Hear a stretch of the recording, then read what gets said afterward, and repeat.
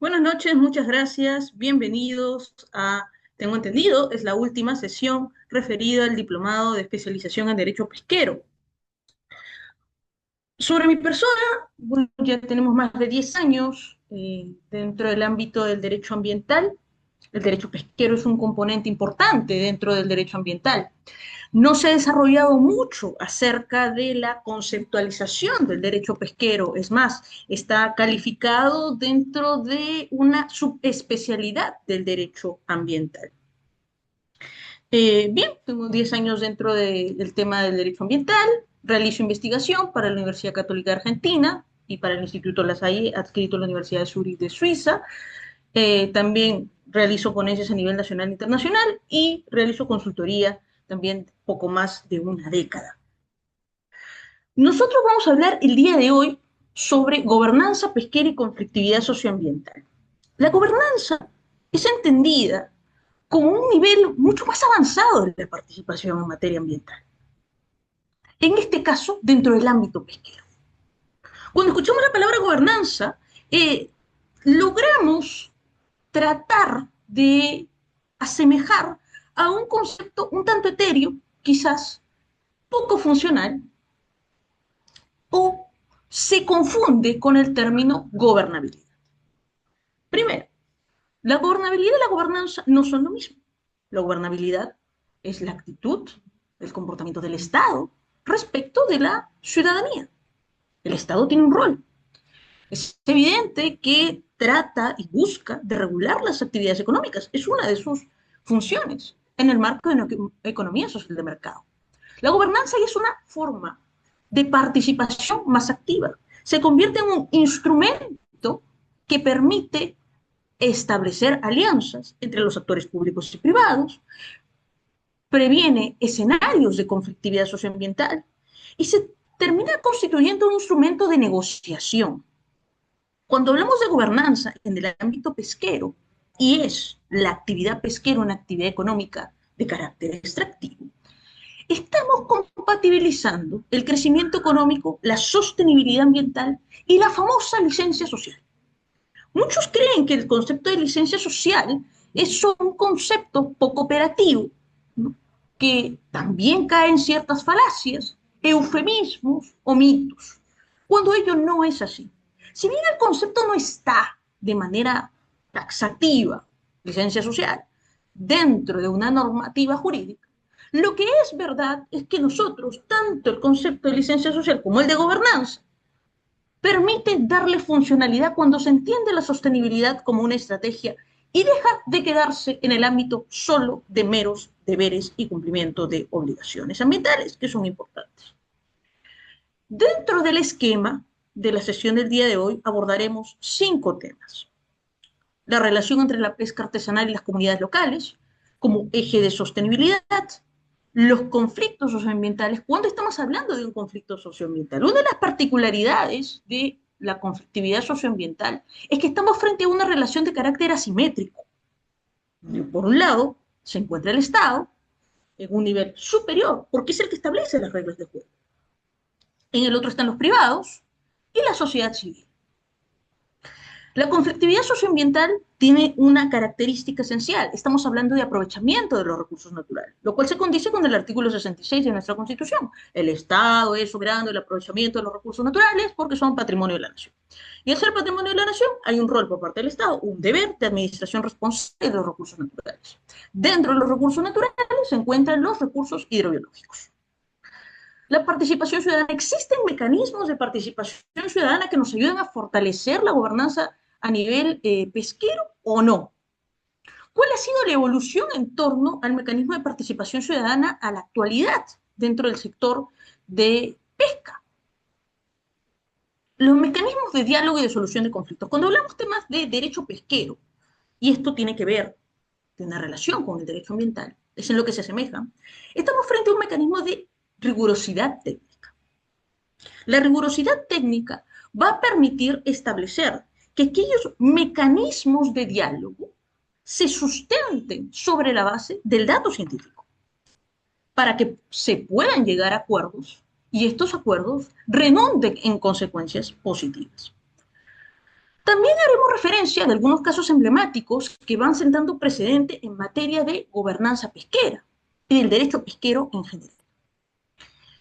Y si bien no está dentro del esquema, sí he considerado necesario que hablemos sobre temas que en la actualidad se están tratando a nivel del PRODUCE, a nivel del Ministerio del Ambiente, y que abren la puerta a una serie de retos y desafíos en torno a la actividad extractiva de pesca.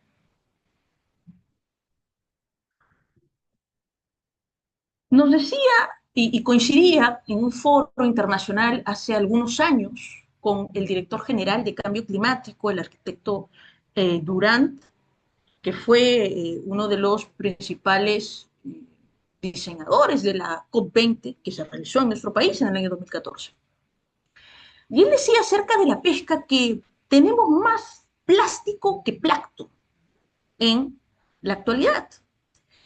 Una de las principales falencias del tema pesquero es no haber considerado variables como el tema de los residuos, que ahora se va a tratar de superar a través de la economía circular. Los efectos del cambio climático, ¿qué es lo que nosotros estamos padeciendo actualmente? ¿No? Se habla del fenómeno del niño, se habla de inundaciones, se habla de gestión de riesgos, pero nos hemos olvidado de una variante. Cuando existe acidificación de los océanos, me estoy refiriendo a esta combustión producto del aumento de las temperaturas. Este aumento de las temperaturas no es casual, es parte de una conjugación de problemas. Uno de ellos, sí, hay una aceleración propia del clima, sumada a un tema de contaminación ambiental.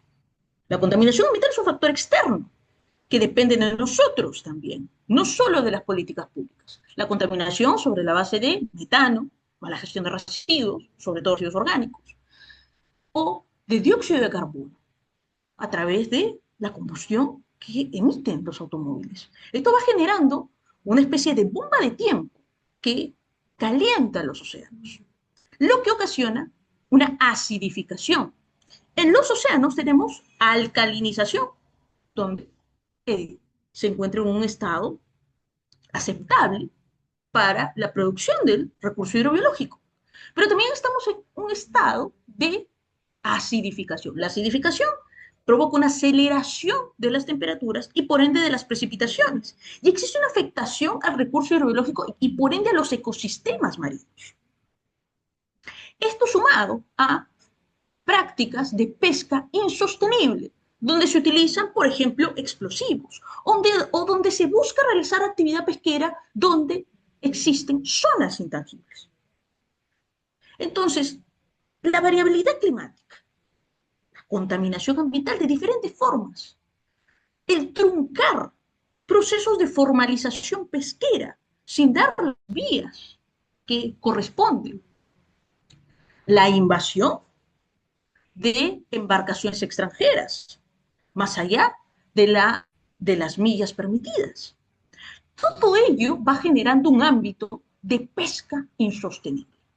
Y es sobre la base de ello que me permito exponerles uno de los documentales más fuertes que tiene Netflix acerca de Seaspiracy, pesca insostenible, que en el ámbito del derecho pesquero nos permite reflexionar acerca de la pesca ilegal, de la pesca no reglamentada, de nuevas formas para hacer de la pesca artesanal y de la acuicultura un eje de sostenibilidad, de pensar en otras estrategias, de mejorar los sistemas de fiscalización, de afianzar los procesos de formalización con la finalidad de que la pesca artesanal y las comunidades locales terminen convirtiéndose en aliados estratégicos, lo cual se consolida como una base de la gobernanza pesquera. Bien, voy a mostrarles este pequeño video y vamos a debatir al respecto. Un segundo.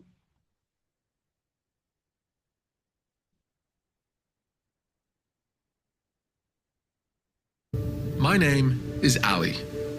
I've been fascinated with the ocean for as long as I can remember. But this romantic vision that I always had of the ocean completely changed I was forced to confront a side of the story I never knew, a story of just how huge our impact on the seas had become. Where are the big environment groups? They are deliberately not engaging with the most important issue of all. Can you turn off the cameras? Thanks. Would you say there's any safety concerns for me making this film? ถ้าคุณก็กลัวตายคุณก็กลับบ้านไปเถอะนะครับ The safety concerns are serious. Ignore them at your risk. If you're getting in the way of their business, you are risking your own life. The slaughter of these dolphins is a reaction to the overfishing that's happening. เวลามีปัญหามากคือเราก็คือเขาก็แค่จำหน่ายว่าป่วย We hear a lot about blood diamonds. This is blood shrimp. We are at war with the oceans, and if we win this war, we're going to lose it all because mankind is not able to live on this planet with the Dead Sea. I just don't see how you could possibly enforce sustainable fishing laws with all these boats. The same syndicates that are behind illegal fishing are the same criminal groups that are behind drug trafficking, human trafficking, and other crimes. So there's no slavery going on? No. Business, It's business. If you want to address climate change, the first thing you do is protect the ocean. And the solution to that is very simple. Leave it alone. Most of the positive and negative things that bring about change in human civilization start with someone. Someone.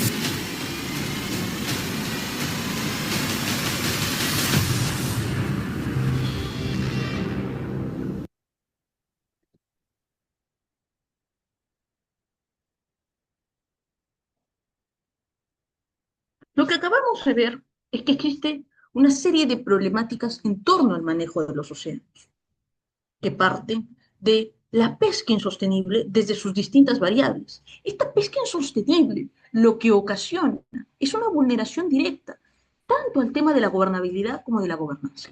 Uno de los convenios internacionales que nosotros tenemos es el famoso convenio CITES. Este convenio internacional castiga, de alguna forma, el tráfico de especies silvestres, de fauna silvestre. Uno de ellos, uno de los tráficos más grandes que tenemos y que parte de nuestros océanos, es el de aletas de tiburón. Entonces, estamos frente a delitos, a infracciones que suelen trascender el territorio. Es decir, son de carácter transfronterizo. Pero bien, sumado a ello, el tema del cambio climático y esta característica de ser pluriofensivos, porque un delito de este nivel termina escalando en delitos como asociados a la explotación infantil, asociados a la explotación laboral, a la trata de personas y al crimen organizado, de lo cual nosotros tenemos conocimiento.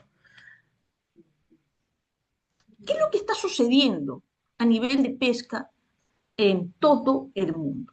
Tenemos una serie de problemas, entre ellos la explotación pesquera.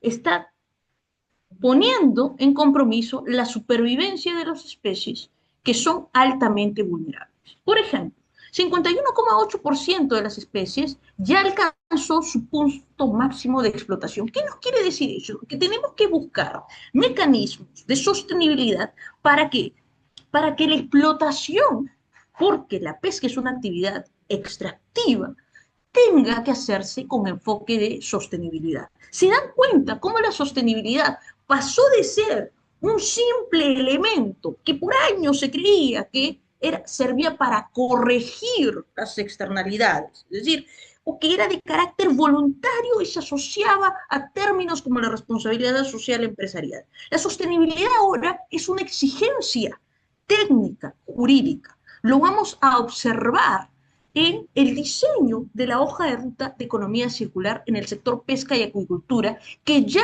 viene motivando e implementando el Ministerio de la Producción. 89% de las poblaciones de peces están explotadas o sobreexplotadas. 26 millones de toneladas es lo que se calcula que se pesca de manera ilegal alrededor del mundo. 20% de la cuota total de pesca mundial procede de pesca no sostenible. Entonces, estamos frente a un escenario a nivel mundial donde tanto la actividad de extracción como el consumo debe cambiar a un giro diferente. ¿Esto es algo nuevo? No. En el año 72 ya se hablaba acerca de cambiar nuestros patrones de producción y de consumo. Informe sobre los límites de crecimiento, o también conocido como Informe del Club de Roma, diseñado por el Instituto de Massachusetts, el MIT. El MIT ya nos decía, ¿no? Y sirvió de base para todo el desarrollo del derecho ambiental internacional, que teníamos que cambiar los patrones de consumo y de producción, que hasta ahora no habíamos entendido con claridad. Esto no es una forma de hablar desde un punto de vista fatalista, sino que tenemos una realidad a la cual debemos buscar alternativas de solución que en muchas ocasiones trasciende la propia norma jurídica. Necesitamos, y termino con esto, con la infografía, garantizar la trazabilidad. Se puede garantizar la trazabilidad de los productos que se generan a partir de la actividad pesquera. Si ustedes habrán visto, tenemos noticias que nos colocan en cierta alerta. ¿Qué está sucediendo ahora en el tema de la infraestructura de Chancay? Nosotros tenemos un acuerdo comercial entre Perú y China, pero también estamos en una problemática difícil. La infraestructura de Chancay, que es parte del acuerdo comercial Perú-China, que tiene una cláusula muy pequeña en ese acuerdo comercial acerca de temas de sostenibilidad. Y por otro lado, el tema de haber realizado un convenio con Estados Unidos para la base naval del Callao. Lo que quiero mencionarles es que en un mundo donde todo está íntimamente conectado y donde Perú se coloca en el medio de acuerdos comerciales de este nivel, los recursos hidrobiológicos juegan un rol importante y están en una situación de alerta, de peligro. Esto a su vez, significa que, por ejemplo, empresas que han incurrido en infracciones administrativas donde se ocasionan derrames de petróleo tengan que afrontar procesos administrativos sancionadores y también procesos a nivel penal de delitos ambientales. Ello de la mano con que tengo conocimiento y al respecto acerca de las intenciones de una conocida empresa petrolera de explotar petróleo, ¿no? Hidrocarburos en zonas que corresponden a la realización de la pesca artesanal, en parte de San José, en el departamento de Lambayeque y Pimentel. Entonces, estamos frente a situaciones en las cuales es necesario estar alerta para poder afrontar, porque tarde o temprano nos va a pasar esto de no tener plancton para los peces y más bien estar consumiendo plástico o elementos nocivos para todos nosotros. Restringimos la actividad económica de la pesca artesanal y las comunidades locales y nos colocamos en una situación muy difícil a nivel geopolítico que nos puede ocasionar grandes problemas en torno a la trazabilidad, porque vamos a enviar el pescado procesado con elementos tóxicos que van a ser rechazados a nivel del mercado internacional, como es el caso de la Unión Europea. Una pregunta que yo les hago a ustedes, porque es un diplomado en materia de derecho pesquero, pero yo quisiera preguntarles, ¿es lo mismo el derecho ambiental y el derecho pesquero? ¿Me pueden contestar a partir del chat? ¿Es lo mismo? ¿Estamos hablando de lo mismo cuando nos referimos al derecho ambiental o nos referimos al derecho pesquero? Da lo mismo hablar de uno, como el caso del derecho ambiental y el derecho pesquero? ¿Lo podemos equiparar? ¿O es que uno se convierte en una subespecialidad del otro? ¿De qué manera se relacionan estos dos tipos de derechos? Porque, ojo, hay una intención que se dio el año pasado de que el IMARPE, que es el organismo técnico en materia de pesca, se adscriba al Ministerio del Ambiente. Opiniones a favor y opiniones en contra. Porque dijeron, no, el IMARPE tendría que estar en el Ministerio del Ambiente, los que estaban a favor, porque eso nos va a permitir garantizar la sostenibilidad del recurso hidrobiológico, ¿no? La conservación del recurso hidrobiológico. Por otro lado, quienes estaban dentro del PRODUCE dijeron, no, ¿por qué se tiene que adscribir el INMARPE en el Ministerio del Ambiente? Tiene que quedarse el PRODUCE porque es un organismo técnico. El derecho ambiental, en primer lugar, no es de agrado de la mayoría de personas. Hay activistas, hay pseudocientíficos, hay políticos que dicen, no, el derecho ambiental no tiene por qué darse. Jørg Lomborg, un científico noruego, escribió el libro denominado El escéptico ambiental. Este libro, Escéptico ambiental, relataba Lomborg, significaba que el derecho ambiental no sirve para nada.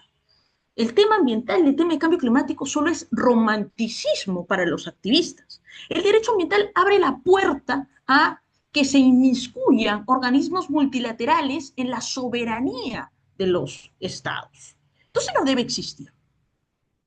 Esto se denomina escepticismo o negacionismo ambiental. Este discurso lo deben haber escuchado de algunos políticos, ¿no?, de gobiernos como Estados Unidos y el gobierno de Brasil. Por ejemplo, en el caso de Estados Unidos, a la actualidad, la Agencia de Protección Ambiental está bloqueada. Este organismo científico, que en su momento sirvió para mantener la neutralidad científica en materia de protección ambiental, que está bloqueado. No tiene presupuesto, no hay página web, no existe en la práctica. Pueden estar haciendo su trabajo, pero no se evidencia. Escepticismo ambiental. El derecho ambiental no me sirve para nada. Por otro lado, hay quienes no entienden de qué va el derecho ambiental. No entienden porque el conocimiento es muy etéreo, es muy gaseoso, es muy complicado, cae en una tecnocracia. Entonces, no lo entiendo, no hago nada. Paradoja de Giddens. El sociólogo Anthony Giddens dice que una de las problemáticas que origina la crisis ecológica y por ende esta desidia del derecho ambiental es que no conocemos, o porque las metas que se plantean los organismos internacionales, los organismos científicos, son muy largas. 2050, 2040, eso hace que el concepto se vuelva gaseoso y que nosotros acudamos a una actitud de indiferencia. Indiferencia y escepticismo ambiental. Dos posturas que están en contra del derecho ambiental. ¿Para qué sirve el derecho ambiental entonces? El derecho ambiental sirve para regular las relaciones armónicas entre el hombre y la naturaleza. Esta relación armónica puede interpretarse desde distintos enfoques. Un enfoque antropocéntrico, donde el ser humano será el eje del sistema jurídico y no jurídico, un enfoque biocéntrico, donde lo importante será el desarrollo sostenible, y un enfoque ecocéntrico, donde lo importante será la naturaleza en sí misma, e inclusive se le puede personificar como sujeto de derecho. Caso Río Marañón. Caso Río de Trato en Colombia. Caso Constitución Ecuatoriana, artículo 70, derechos de la naturaleza. En sí mismo, el derecho ambiental es una subespecialidad del derecho público, ¿no? El derecho ambiental es mutante, es progresivo, cambia con la finalidad de incrementar los niveles de protección con la naturaleza. Pero es a través de la norma jurídica que nos permite ciertas conductas, que regula sobre otras, que establece competencias. El derecho ambiental regula las relaciones entre el hombre y la naturaleza, entendiendo la naturaleza como los componentes ambientales. Uno de los componentes ambientales son los recursos naturales. El término recurso siempre va a implicar una característica desde el punto de vista económico. Uno de los recursos naturales, ¿qué es? Los recursos hidrobiológicos. Artículo 3 de la Ley Orgánica de Aprovechamiento Sostenible de los Recursos Naturales. Recursos hidrobiológicos. Y que por ende, esta explotación de los recursos naturales en el marco jurídico peruano implica una serie de títulos habilitantes. Entiéndase, licencias, permisos, autorizaciones, concesiones. En el caso del derecho pesquero, encontraremos permisos, autorizaciones y licencias. El derecho pesquero, entonces, se centrará en regular la actividad económica de la pesca, analizando el recurso hidrobiológico desde el punto de vista económico. Y es allí donde respondo la pregunta que planteé acerca de ¿Por qué el IMARPE tendría que estar en el Ministerio del Ambiente? ¿Por qué el IMARPE tendría, perdón, que estar en el PRODUCE y no en el Ministerio del Ambiente? Porque el derecho pesquero y por ende los recursos hidrobiológicos es un análisis desde el punto de vista económico.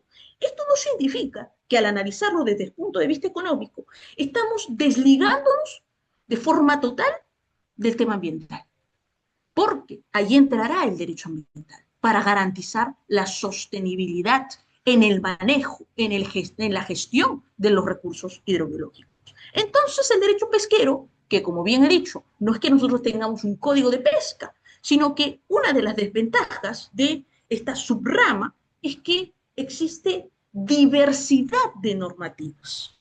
Estas normativas que se encuentran dispersas en resoluciones, en decretos supremos, que hacen un poco difícil su tratamiento, van a ingresar dentro del marco de la legislación ambiental sectorial. Entonces, el derecho pesquero es una subespecialidad dentro del derecho ambiental. Asemejémoslo a una especie de pirámide. Derecho público, ¿no? Dentro está el derecho ambiental y como una subespecialidad dentro del derecho ambiental, el derecho pesquero. Entonces, el derecho pesquero es una subespecialidad dentro del derecho ambiental. ¿Se reconocen los recursos hidrobiológicos? Sí, porque tenemos nosotros dentro de nuestro marco jurídico la Ley Orgánica de Aprovechamiento Sostenible de los Recursos Naturales, donde están los recursos hidrobiológicos y se encuentran reconocidos. Dentro del derecho pesquero, y aquí también lanzo otra interrogante, porque nosotros debatimos este primer punto en Chile el año pasado, ¿no? Hicimos un trabajo al respecto sobre el tema del litigio estratégico y el análisis de la CONVEMAR. ¿Nosotros estamos suscritos a la CONVEMAR o no? ¿Ustedes qué creen? Porque si ustedes recordarán, hubo un problemita al respecto sobre un documento internacional que suscribió la expresidenta Boluarte.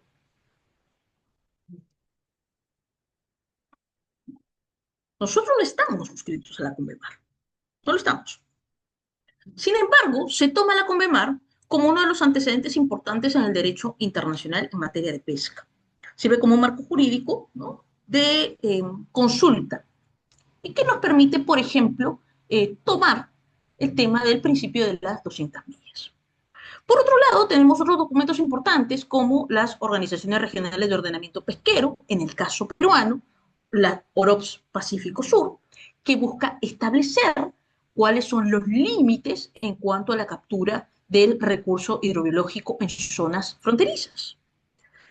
Y el Acuerdo sobre Medidas del Estado Rector del Puerto, AMERP, documento ratificado, este sí está ratificado por nuestro país, ¿no?, donde se establece, este acuerdo está dentro del marco de la FAO, donde se establece los parámetros para poder detectar de aquellos barcos mal llamados piratas en torno a la pesca, a la extracción ilegal, a la pesca ilegal no declarada y no reglamentada.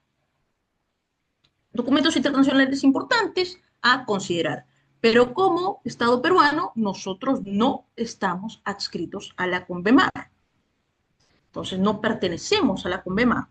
Sin embargo, sí podemos tomarlo como una referencia en torno a nuestro famoso principio de las 200 millas que discutimos en el marco del Tribunal Internacional de la Haya cuando tuvimos el conflicto en Chile. Entonces fue bastante interesante discutir este aspecto cuando estuvimos en Santiago.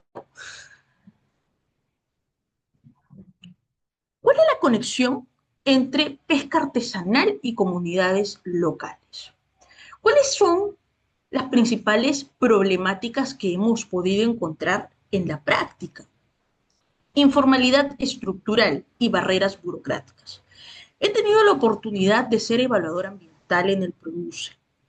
Cuando, si bien yo he estado en comercio interno, industria manufacturera y comercio interno, tuve la oportunidad de ver algunos temas de pesca en su momento.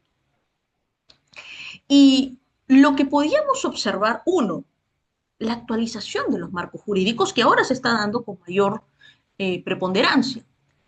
pero que uno de los ejes, y podemos hacer el símil, aunque suene raro, con el tema de la minería informal, con el famoso reinfo, es que la informalidad, ¿por qué se genera a nivel estructural? Porque se busca establecer los mismos requisitos de la pesca a nivel macro, grande, con la pesca artesanal y la acuicultura, cuando son realidades completamente diferentes, que necesitan otra clase de incentivos. Los procesos de formalización fallan porque no se analiza la realidad, no se contextualiza. Entonces, si no contextualizo la realidad, yo termino exigiendo, y eso tiene que ver con los niveles de fiscalización in situ, de cómo se diseña una norma jurídica. Si yo no conozco cómo se diseña una norma jurídica en función de la realidad, empiezo a establecer como Estado barreras burocráticas. Deficiencia en la infraestructura pesquera. Uno de los problemas que tiene San José está relacionado con esta deficiencia en la infraestructura pesquera y que ha sido motivo también de escenario de conflictividad. Comercialización y cadena de intermediarios. ¿Cómo garantizo yo la trazabilidad en torno a el nivel de comercialización, a nivel de pesca artesanal?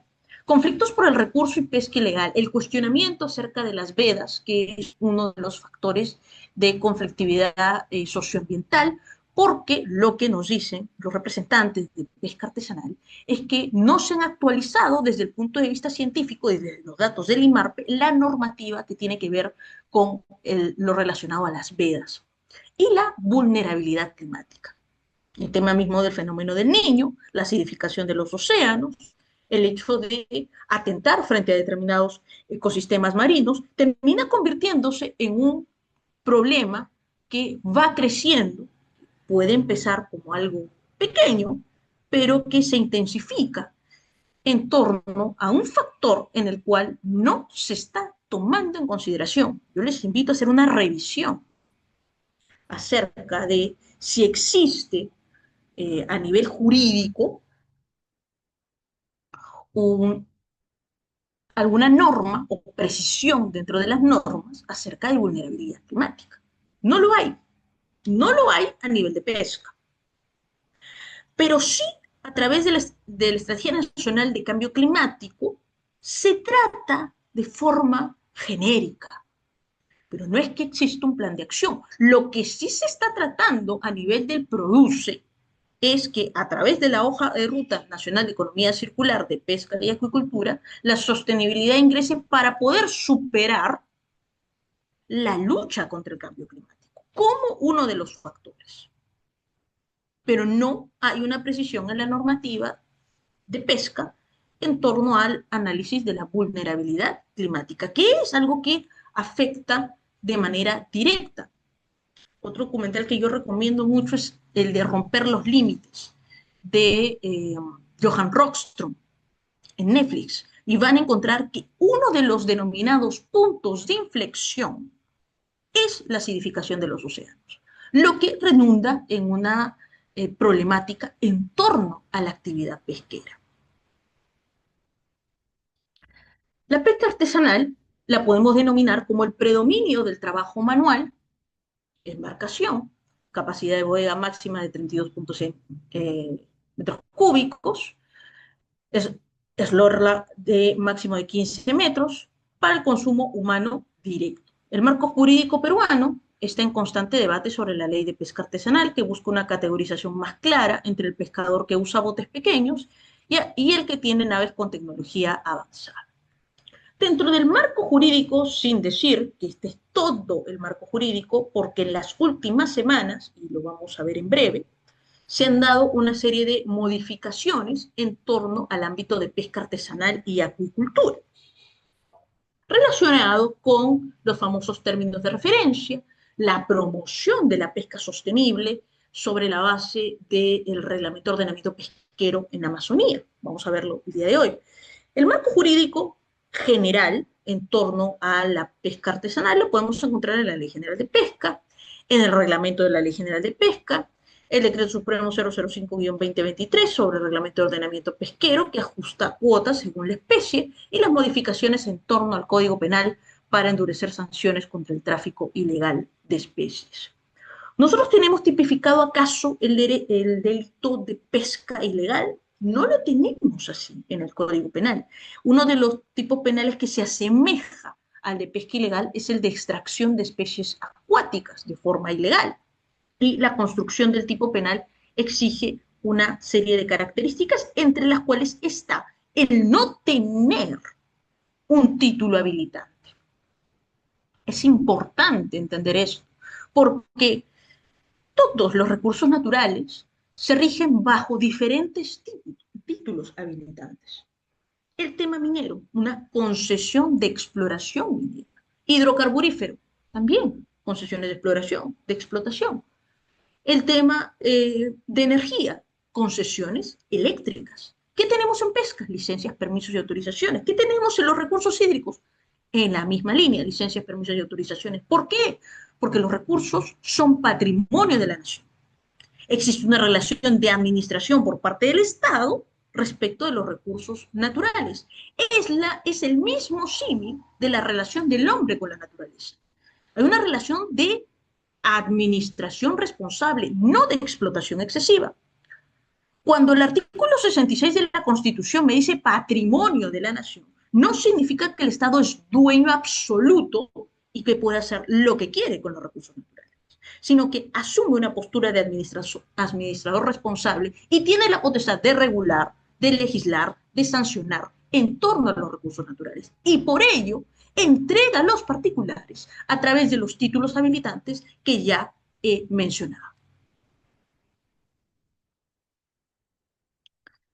El decreto ley número 25977 es la norma matriz que define la pesca artesanal, aquella que es realizada por personas naturales o jurídicas utilizando embarcaciones pequeñas o sin ellas, donde el trabajo es predominantemente manual. ¿Qué significaría? Y esto es punto de debate en torno al nivel de infraestructura, de tecnología que se pueda aplicar.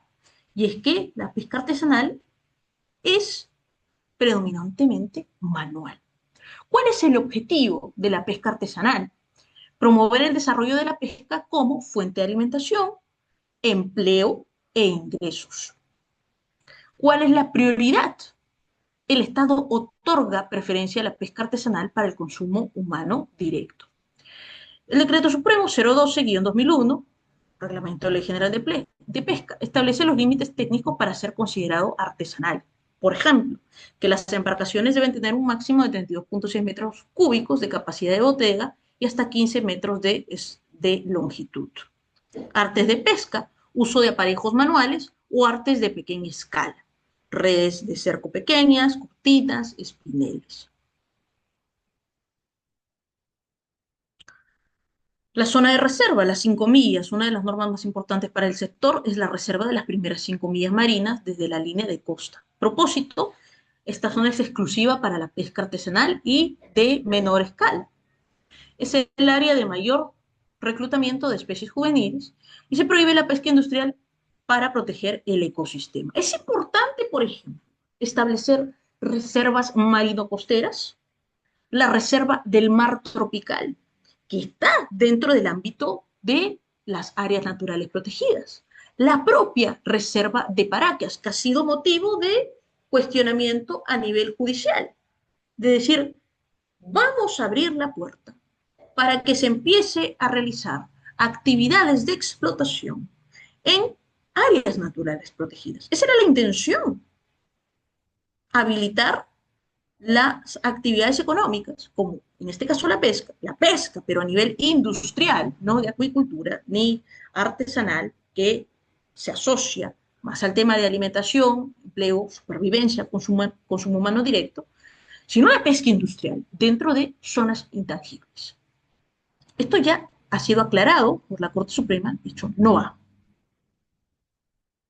Formalización y digitalización. En los últimos años, el marco jurídico se ha centrado en sacar a los pescadores de la informalidad mediante regímenes especiales. Uno de ellos, el SIFORPA, Sistema de Formalización de Pesca Artesanal, permite obtener el certificado de matrícula y el permiso de pesca de forma simplificada. ¿Qué sucede con el sistema de formalización? ¿Qué pasa? Que, por ejemplo, este Ciforpa, que es una especie de reinfo pesquero, termina promoviendo el tema de la formalización y de alguna forma también ayuda a que se libren de delitos ambientales. Pero insisto, la formalización hay que saber analizarla en función del contexto. El fracaso de los procesos de formalización es no haber contextualizado y no haber establecido las exigencias propias de las actividades económicas según su magnitud. Nosotros, y debo decirlo, cometimos un error en su momento en materia de reglamentación ambiental y fue uno de los ajustes que se hizo a nivel de industria manufacturera y de comercio interno al ajustar las reglas para comercio interno y para industria manufacturera, porque se aplicaba lo mismo. Y un titular de un proyecto de inversión de comercio interno que, por ejemplo, quiere hacer un estacionamiento o una bodega, no se iba a poder tener los mismos requisitos que alguien que esté involucrado en la industria manufacturera. Era ilógico. Entonces, lo mismo tiene que darse en estos procesos de formalización. ¿Por qué? Porque si tenemos sistemas de formalización de carácter eterno, no vamos a llegar al objetivo, que es que la formalización sea de carácter efectivo. La ley 31745, que declara de interés nacional la recuperación, conservación y protección de los ecosistemas marinos. Garantizar la sostenibilidad de los ecosistemas marinos significa, al mismo tiempo, comprender que el tema climático debe considerarse dentro de las estrategias para una mejor pesca de carácter sostenible y ayuda de la mano a combatir la pesca ilegal. Cuando nosotros hablamos de sistema jurídico, hablamos de que existe una política nacional, seguimos dentro del marco del diseño de las políticas públicas. Las políticas públicas funcionan siempre que existan instituciones que permitan operativizar y gestionar de forma adecuada. En el marco de la pesca tenemos organizaciones, instituciones que permiten dar funcionalidad a las políticas públicas. Entre ellos está, en esencia, el PRODUCE a través del Ministerio de Pesca y Acuicultura. Es el ente rector porque dicta las vedas, cuotas y tallas mínimas. Punto de discusión en el caso de Sechura, es un conflicto que he colocado aquí. El cuestionamiento a nivel de las vedas por no considerar los datos científicos que establece el INMARPE y seguir bajo una misma premisa de cuotas y vedas que se venían aplicando desde hace muchos años. El INMARPE es el brazo científico, es el ente técnico que permite indicar cuántos peces hay y si es seguro pescar o no. La DICAPI, un organismo que pasó desapercibido cuando tuvimos la problemática del derramamiento de petróleo de Repsol en Ventanilla. ¿Qué se decía? ¿A quién se le echaba la pelota en ese problema? La Marina tiene la culpa, la DICAPI tiene la culpa. Por ahí decía la empresa, ¿no? La Marina tiene la culpa porque no estableció la alarma, la alerta en torno a ese movimiento sísmico, entonces se cayeron los barriles. Y resultó que cuando le solicitaron la información a nivel de la Fiscalía Especializada en Materia Ambiental, la empresa dijo, no, es un pozo chiquito de petróleo, nada más.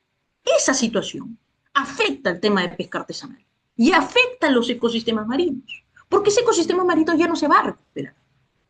Nos pueden decir lo que sea, pero no se va a recuperar, porque las emanaciones de crudo de petróleo son emanaciones altamente tóxicas de metano, lo que degrada de inmediato los ecosistemas marinos. Y se escuchó por ahí, debe existir una responsabilidad del DICAPI. DICAPI se encarga de la seguridad de la vida humana en el mar y el control de las naves. ¿Tiene responsabilidad en el caso Repsol? Sí tenía una responsabilidad. Pero estamos hablando de una empresa grande que se supone que su actividad económica no es de ahora, ¿no? Que debió tener un plan de contingencias. Pero en ese caso específico de Repsol hay una responsabilidad compartida enorme, que no solo se le puede imputar a la empresa. Hemos escuchado y he escuchado de forma repetida a colegas, a especialistas, a activistas, a organizaciones, decir, es culpa de Repsol. Sí es culpa de Repsol, pero vuelvo al artículo 66 de la Constitución. ¿Quién es el ente encargado de administrar los recursos naturales donde están los recursos hidrobiológicos, donde están los recursos hidrocarburíferos? El Estado. El Estado es el que mantiene las reglas del juego. Y si el Estado no actúa, entonces no podemos hablar de sostenibilidad ambiental. No podemos hablar de desarrollo sostenible, que es el enfoque en el cual se acoge el Estado peruano. Hay una responsabilidad en el caso de derrame de petróleo y ventanilla y que no encuentra a la actualidad una solución eficaz. Se ha cambiado el tipo penal. Fue un tema de contaminación ambiental agravada, ¿no? Porque hubo una falsificación de la información por parte de la empresa. Se dijo algo que no era y resultó que el daño era mayor. Y en materia de pesca artesanal, el daño es enorme, porque ya no se puede pescar. Y aquello que se pesque está dañado. Es un riesgo a nivel de salud, tanto para quienes realizan la actividad económica como para quienes consumen ese producto. Fondepes, que es la organización que ofrece apoyo financiero y técnico para infraestructura, muelles y préstamos. Los gobiernos regionales, a través de las direcciones regionales de producción, fiscalizan la pesca artesanal y promociona el desarrollo regional. Y aquí me quiero detener un segundo. Cuando nosotros hablamos de competencias ambientales y hablamos del Sistema Nacional de Gestión Ambiental, vamos a encontrar que también se responsabiliza al gobierno central, ¿no? El gobierno central es el responsable, el gobierno central es el que tiene que activar los protocolos, hay un conflicto socioambiental en materia de pesca artesanal, ¿no? Entonces, quien tiene que acudir es el Estado. Y pensamos que cuando hablamos de Estado, solo nos quedamos en el gobierno, deberíamos quedarnos en el gobierno central. El OEFA, por ejemplo, tiene competencias en materia de pesca y acuicultura. Pero ¿de quién es competencia la fiscalización en materia de pesca artesanal? De los DIREPRO, de los gobiernos regionales. En un sistema nacional de gestión ambiental existen niveles de responsabilidad de las competencias y niveles de coordinación y articulación. Yo no puedo, como funcionario público, pensar que el gobierno central me va a solucionar absolutamente todo, sino que si yo tengo una problemática en materia de pesca artesanal, yo ya debo tener mis protocolos para poder manejar estos ámbitos de conflictividad. Las DIREPRO otorgan permisos de pesca artesanal y administran infraestructuras locales. ¿Qué ejes de interrelación podemos plantear a nivel de la pesca artesanal y las comunidades locales? Seguridad alimentaria. Una de las problemáticas en materia ambiental, en materia climática y por ende en materia extractiva es el de seguridad alimentaria. Se habla mucho a nivel internacional acerca de fortalecer, fomentar la seguridad alimentaria. En la comunidad local permite el acceso a proteína de alta calidad y de bajo costo. El rol del pescador artesanal es convertirse en proveedor primario para mercados locales y terminales. La economía local permite la dinamización del comercio a nivel de las comunidades, astilleros, transporte, gastronomía, etc. El rol del pescador artesanal es generar empleo de forma directa e indirecta en los puertos o caletas. Identidad cultural, mantenimiento de tradiciones y saberes ancestrales. Los pescadores artesanales se convierten en guardianes en técnicas de navegación y pesca transmitidas por generaciones. Vigilancia ambiental, protección de la biodiversidad costera frente a la contaminación o a la pesca ilegal. El rol del pescador artesanal Son los ojos en el mar que reportan anomalías y respetan las zonas de reproducción. Al menos esa es la idea. Organización social, fortalecimiento del tejido social a través de las organizaciones sociales de pescadores artesanales. Y el pescador artesanal se convierte en un líder comunitario que gestiona beneficios colectivos y representatividad ante el Estado. En estas 2 últimas semanas hemos tenido cambios a nivel de pesca, ¿no? Este es uno de los cambios que hemos encontrado en torno a la normativa pesquera. La RM número 0019-2026-Produce, que establece 4 puntos importantes. Primero, caducidad de los permisos. Los permisos son los títulos habilitantes por excelencia en el caso de la extracción de los recursos hidrobiológicos. Se establece la caducidad automática si no se demuestra actividad extractiva durante 2 años consecutivos para el recurso evaluado. Indivisibilidad de bodega. La capacidad de la bodega es indivisible. Se establecen excepciones por seguridad marítima declarada o ampliaciones vinculadas a la reducción de flota.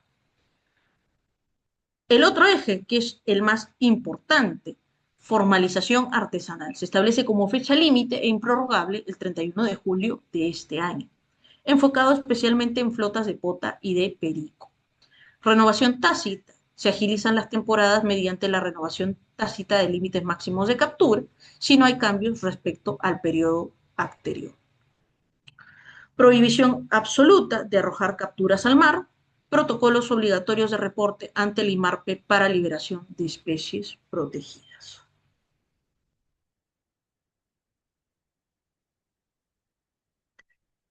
Esta norma, que también es nueva, tiene que ver con los términos de referencia para proyectos de inversión con clasificación anticipada en el sector pesquero, de manera exacta en lo que es pesca y acuicultura. Por ejemplo, las plantas de procesamiento les corresponderá estudios de impacto ambiental semidetallado para producción de congelados, enlatados.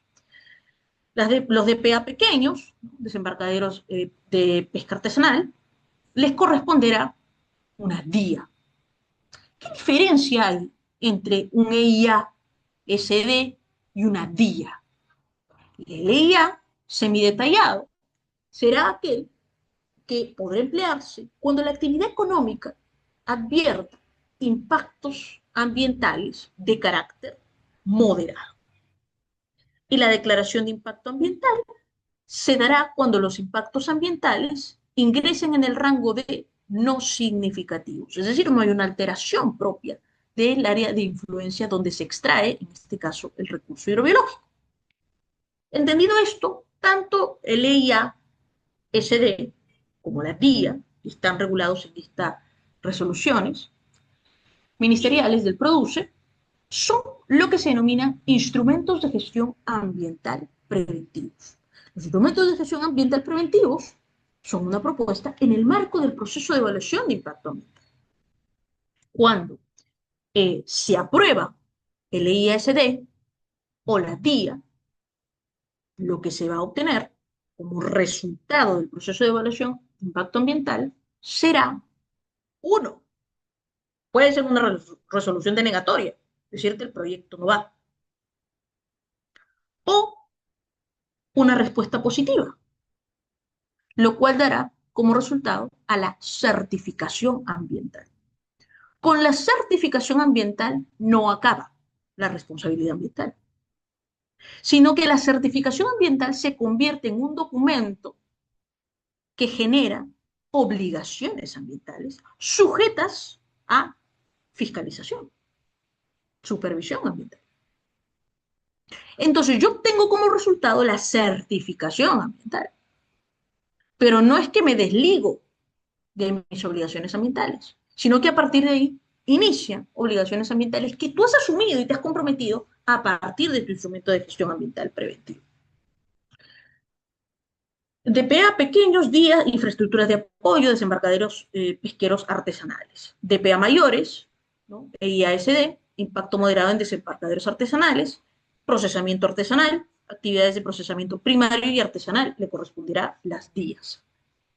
Modificación de estudios. Procedimientos para cambios en proyectos que no generan impactos negativos significativos. ¿Cuándo aplica? Cuando se realicen cambios en componentes auxiliares o principales, ampliaciones o mejoras tecnológicas y sin modificación del área de influencia aprobada. Otro documento que se establece, que se ha establecido en estas últimas semanas, es el de la gestión legal de acuicultura, ¿no? Categorías productivas, están los recursos limitados, la pesca artesanal de micro y pequeña empresa y de mediana y gran empresa. Derechos de acceso a través de uso de bienes de dominio público, concesión, autorización, uso de terrenos de propiedad privada o ambientes artificiales. Se busca a través de este propio decreto legislativo, donde versa la gestión legal de la acuicultura, involucrar el tema de la sostenibilidad.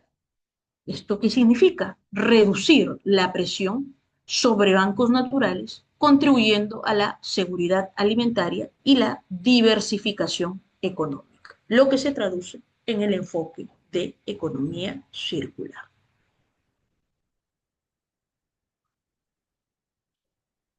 Vamos a ingresar, y esto está compuesto en realidad por tres elementos. Primero, el término conflictos.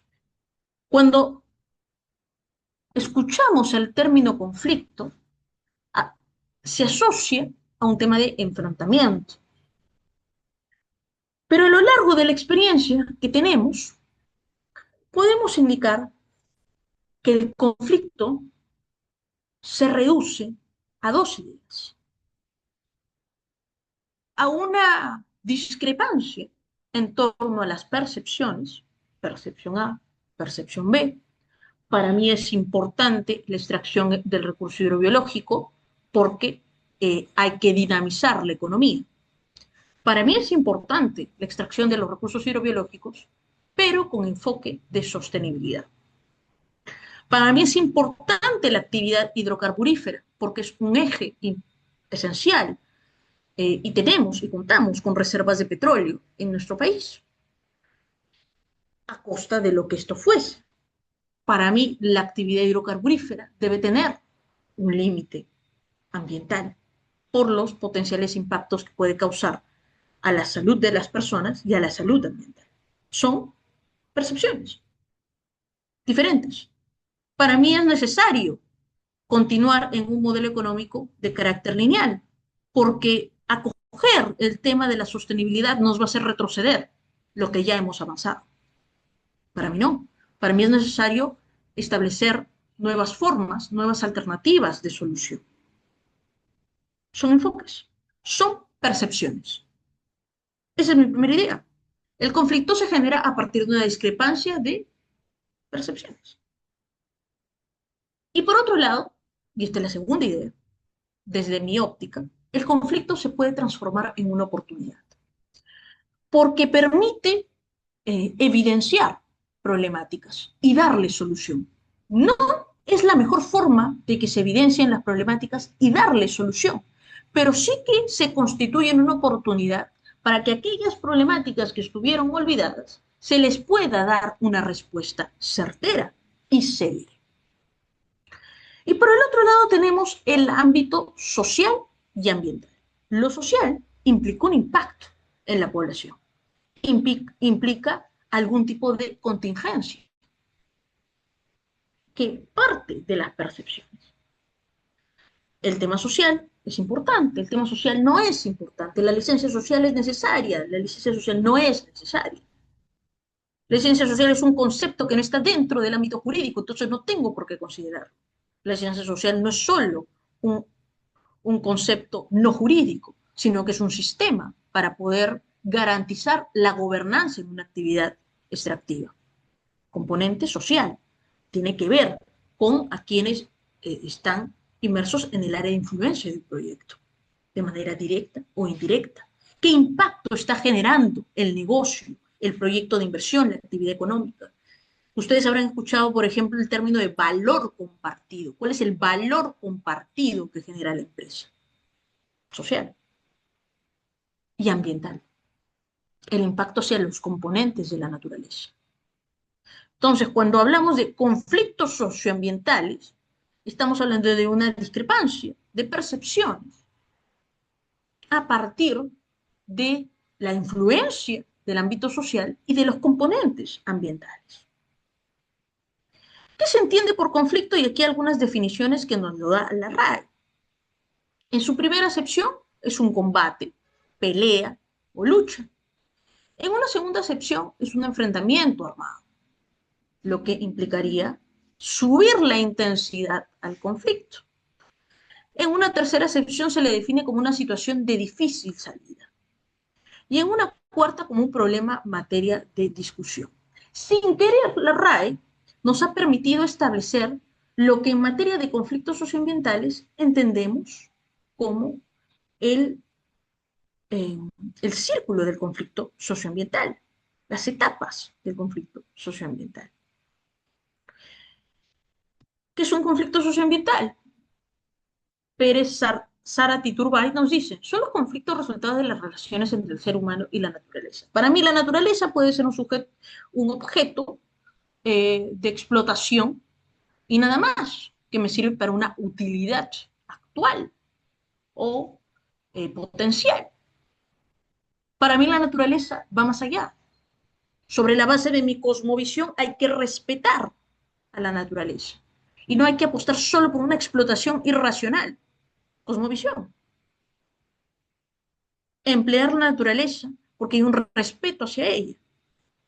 Ordenanza del gobierno regional de Puno. Para mí el lago Titicaca es un sujeto de derechos porque necesita y requiere una protección especial. Caso Río Marañón. Para mí el río Marañón es un río importante para la Amazonía. Entonces, merece una protección especial como sujeto de derechos. Son percepciones en torno a la naturaleza. ¿Cuál es el rol del hombre con el planeta? ¿Es un rol de dueño absoluto o es un rol de administrador responsable? Hay una disonancia de conceptos. Se les conoce como conflictos inducidos por el ambiente o porque presentan un contenido ambiental. García nos dice que son aquellos relacionados con la inequidad frente al acceso a recursos. ¿Qué reclaman los pescadores artesanales? No se han actualizado los datos científicos que establece el IMARPE respecto de establecer las vedas del producto. Ahí hay un conflicto. ¿Qué dice la pesca artesanal? ¿Por qué no me permites avanzar más allá de las 5.000 millas? ¿Por qué la infraestructura para la pesca artesanal está tan mal diseñada? Le dicen a los gobiernos regionales. ¿Por qué quieres hacer explotación hidrocarburífera en una zona de pesca artesanal para contaminarnos? Entonces, hay una inequidad frente al acceso a los recursos. ¿Por qué las embarcaciones extranjeras, sobre pretexto de un acuerdo comercial, invaden una zona que no les corresponde?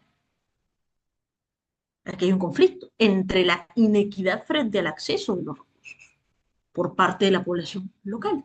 Porque hemos visto la pesca artesanal se relaciona con las comunidades locales. Es el tratamiento más directo.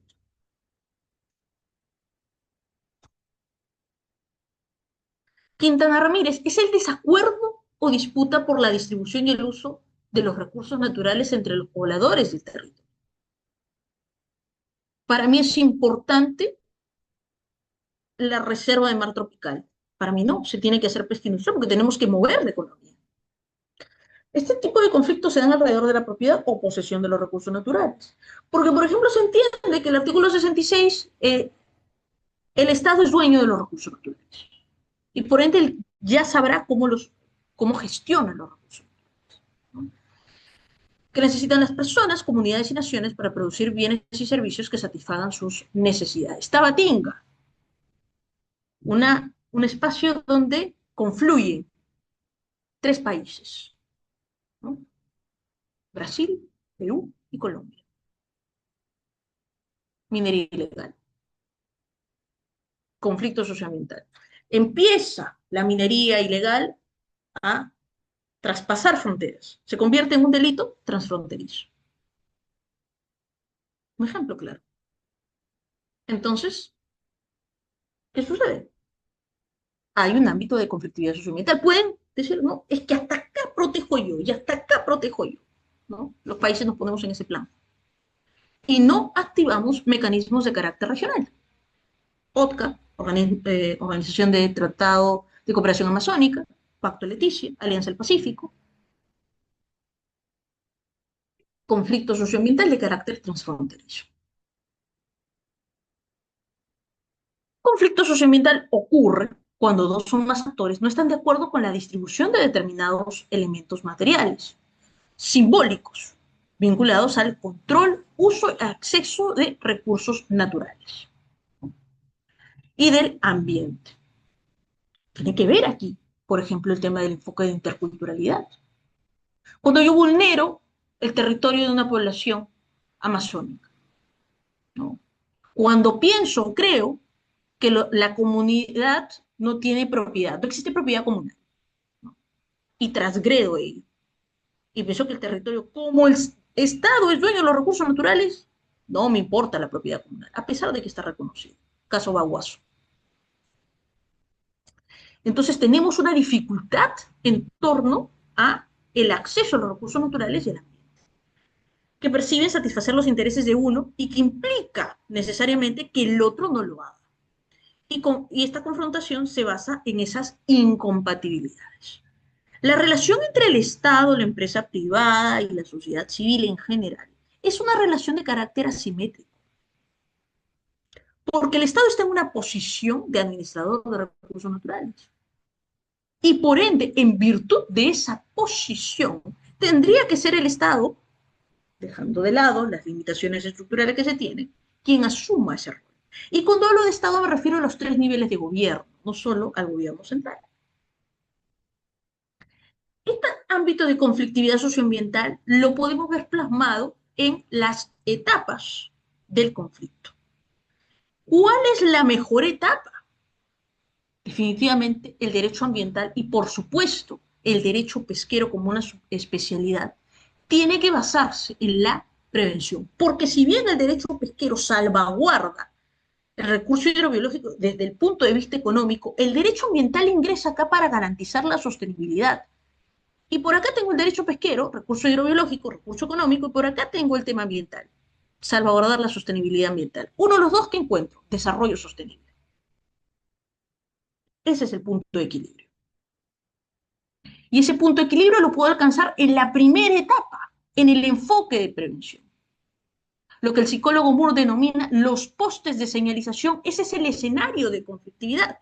Pequeñas protestas, comunicaciones a la interna que no se detectan, alguna denuncia que apareció por ahí en el portal del Produce o en el portal de la Dirección Regional de Producción, que no se le tome en consideración.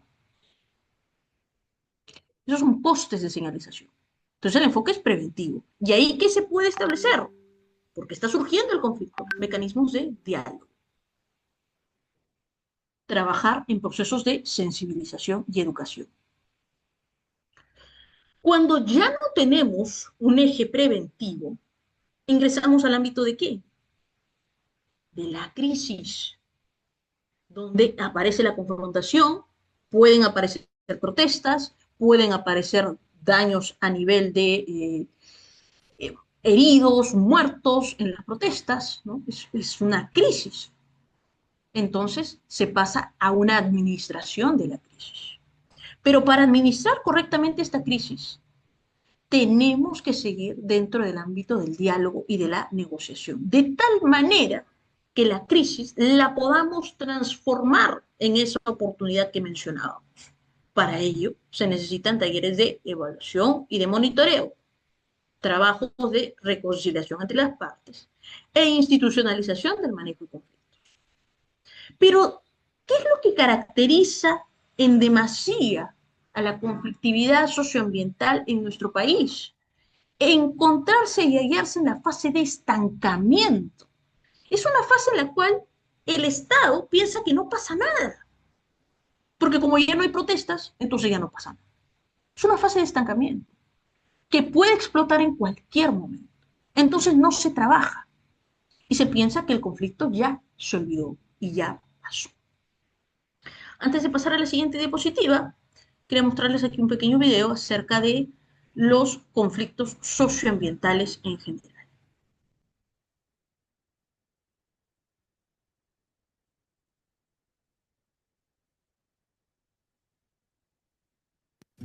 Los conflictos sobre los recursos naturales son desacuerdos y contiendas sobre el acceso, control y utilización de los recursos.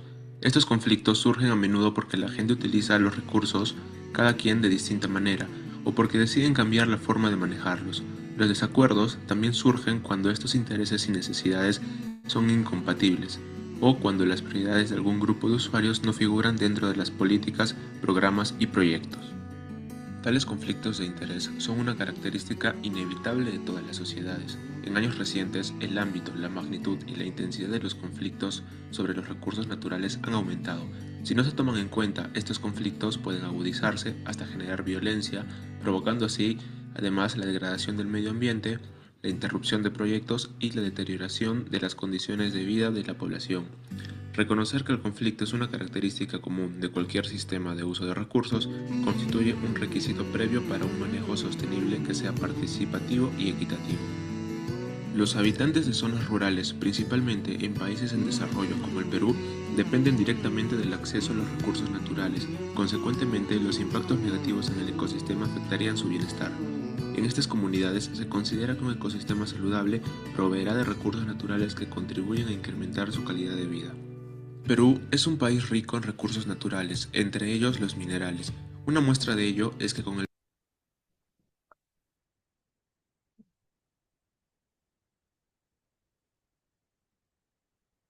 Nosotros somos un país megadiverso y por ende somos un país que cuenta con una serie de recursos naturales, recursos hidrobiológicos, recursos hidrocarburíferos, recursos minerales, recursos energéticos en general.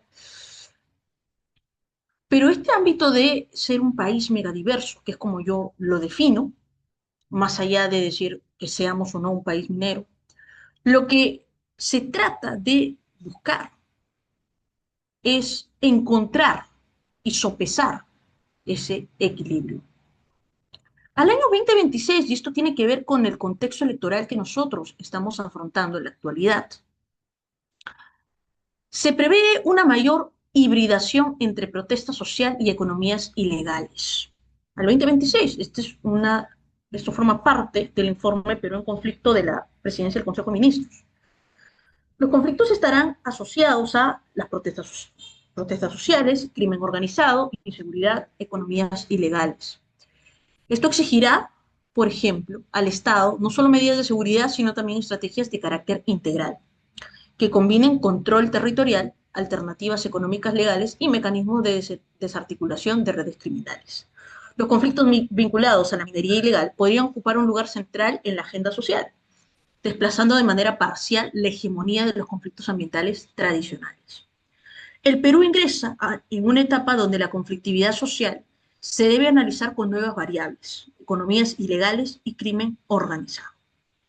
Es probable que estas dinámicas se mantengan y se intensifiquen debido a nuestra fuerte inestabilidad política, desconfianza de los ciudadanos a sus autoridades y en coyunturas electorales donde las economías ilegales buscan afianzar su control territorial y político. Hace poco, esperen un segundo, parece que se fue. ¿Se nota mi pantalla, por favor? Creo que cometí un error.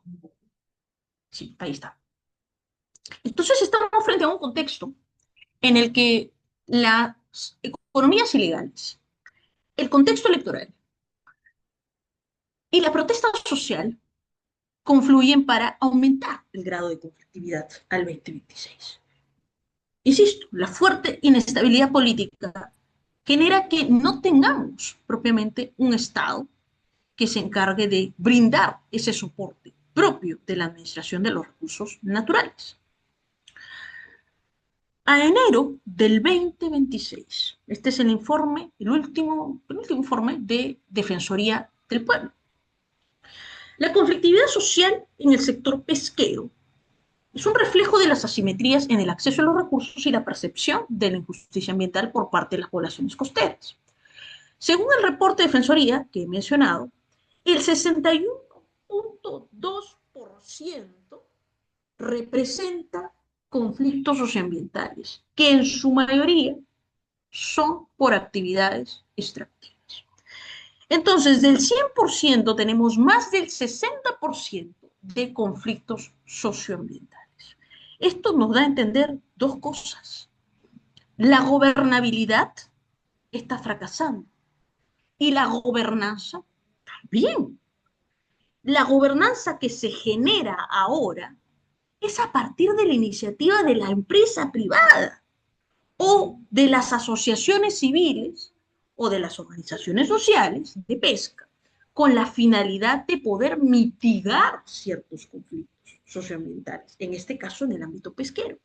Entonces, estamos frente a una situación en la que el Estado está perdiendo su principio de autoridad. ¿Esto es una novedad? No. A lo largo de estos más de 10 años que tenemos en el sector, en el derecho ambiental, los porcentajes no han ido disminuyendo, sino que más bien han ido aumentando, lo cual significa que nuestro manejo a nivel de conflictos socioambientales, y yo he tenido la oportunidad de estar como funcionario público, es bastante pobre en cuanto a establecer mesas de diálogo. Saber cómo establecer esas mesas técnicas y darle seguimiento a los compromisos adquiridos. Monitorear esos compromisos. ¿Lo va a hacer siempre el Estado? No, a veces tenemos que contar con cooperación internacional para que actúe como un mediador y como un ente neutral. ¿Por qué? Porque las personas han perdido confianza en el Estado. O se colocó a la empresa privada, si lo fuere, en una posición no muy saludable, sino más bien como alguien que es el responsable total. ¿Qué podemos ver a nivel de conflictividad socioambiental dentro del ámbito de la pesca artesanal? Los conflictos en la pesca artesanal suelen ser asincrónicos, es decir, presentan intensidades y direcciones variables, que dependen en gran medida por la coyuntura biológica o política. A nivel casuístico, podemos identificar 4 grandes categorías de conflicto. El primero de ellos, competencia por el recurso y el espacio marino. El ingreso ilegal de embarcaciones de mayor o menor escala a las 5 millas exclusivas de la pesca artesanal genera tensiones constantes, especialmente en periodos de abundancia de recursos como la anchoveta o el bonito. Acabamos de ver que ya hay un tema de veda de estos recursos. Impactos de otras industrias extractivas, lo que mencioné. El hecho de que traten de establecerse actividades económicas que en esencia sí son incompatibles. O sea, nosotros, y causa un poco de reparo el hecho de que tengamos una empresa petrolera que ha causado daños en Ecuador y que ya ingresó al mercado peruano para hacer actividad hidrocarburífera en zonas donde se va a ver afectada la pesca artesanal, en el norte del país, y que tiene muy mal antecedente a nivel regional, especialmente en Ecuador. Esa empresa ya no puede entrar en Ecuador. Entonces, ha visto en Perú una oportunidad. Esto se ha ido parando a nivel de los pescadores, de las organizaciones de pescadores artesanales. Se ha tratado de frenar para que los estudios en torno a la explotación de hidrocarburos en el mar no se den. La coexistencia de la pesca con la actividad petrolera es una fuente crítica de conflicto en el norte de nuestro país. Los pescadores de Sechura, de Paita y también de Lambayeque han liderado paros nacionales exigiendo la derogación de decretos que otorgan lotes de explotación petrolera en el mar, citando el riesgo de derrames y la afectación de la maricultura. Deficiencias en la infraestructura de servicios, y uno de los casos más emblemáticos es el ocurrido en San José, Lambayeque. La inoperatividad de desembarcaderos pesqueros artesanales. En el caso de Lambayeque costó más de 40 millones de soles y presenta a la actualidad fallas técnicas, lo cual genera frustración en las comunidades que no ven reflejada la inversión estatal en sus condiciones de trabajo. Otro de los problemas es causas de conflictividad socioambiental en materia de pesca artesanal es la informalidad y la debilidad regulatoria. Los procesos de formalización son lentos o excluyentes, empujando a miles de pescadores hacia la ilegalidad, lo que a su vez los hace vulnerables a sanciones y reduce su capacidad de negociación frente al Estado. En virtud de esta asimetría, por lo que, insisto, los procesos de formalización tienen que contextualizarse y establecerse bajo criterios propios que pueden cumplir quienes están en el proceso de formalización. Y la otra cara de la moneda, para evitar llegar al conflicto socioambiental, es la participación ciudadana. En torno a la participación ciudadana no existe un reglamento propiamente en materia de pesca y acuicultura. Y eso ha sido una falencia, porque si hubiese existido en su momento, se hubiera gestionado en su momento, se hubiesen evitado conflictos socioambientales en este ámbito. Uno de los mayores obstáculos para la gobernanza sostenible, hasta hace poco, ha sido la ausencia de mecanismos reglamentados que garanticen la participación de los pescadores en la evaluación de los proyectos que afecten su entorno. Mientras que otros sectores, como el caso minero, tenían reglamentos específicos desde hace décadas. El sector pesquero operaba bajo normas genéricas que limitaban la voz de las comunidades locales. En noviembre del 2022 se aprobó el Reglamento de Participación en materia de pesca y acuicultura. Esta norma establece el marco para una participación abierta e inclusiva, obligando a los titulares de proyectos a implementar mecanismos de consulta dependiendo de la magnitud del impacto ambiental. El reglamento define mecanismos principales y con la elaboración y evaluación de los estudios de impacto ambiental. Entiéndanse audiencias públicas, que es un espacio de diálogo masivo presidido por la autoridad ambiental, obligatorio para proyectos con impactos significativos, es decir, EIA detallados, talleres participativos, reuniones técnicas de menor escala, orientadas a recoger aportes específicos de la población directamente afectada, encuestas de opinión y buzón de sugerencias, herramientas para medir la percepción social y recibir contribuciones de forma anónima o escrita. Mecanismos interculturales. La interculturalidad no debe ser visto como un concepto vacío o como un concepto que solo se asocie al tema de consulta previa. Es un principio ambiental y se aplica en todos los ámbitos de las industrias extractivas. Para las poblaciones amazónicas y andinas, se exige que la comunicación sea en su lengua local, bilingüismo y medios de difusión orales como la radio, de tal manera que se eviten barreras lingüísticas que generen exclusión.